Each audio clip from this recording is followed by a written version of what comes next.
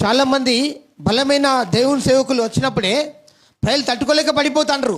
మరి దేవుని దగ్గర నిలబడాలంటే నీవు బలంగా ఉంటేనే నిలబడతావు.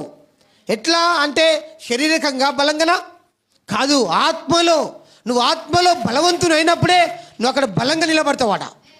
ఆ మహిమలో నువ్వు తట్టుకో, ఆ మహిమలో నిలబడే కెపాసిటీ నువ్వు దేవునితో ఉన్న ఇక్కడ ఉన్న అనుబంధమే అక్కడ నిలబెడుతుంది. అందుకే ఆత్మలో నువ్వు బలవంతుని కావాలి. ప్రైజ్ గాడ్, హల్లెలూయా.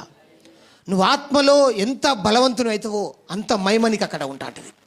ఆత్మలో చాలా ప్రాముఖ్యం. ఈ లైఫ్ ఎంత అండి, ఇంకా రియల్గా ఇంకా ఎన్ని సంవత్సరాలు బతుకుతాం మనము?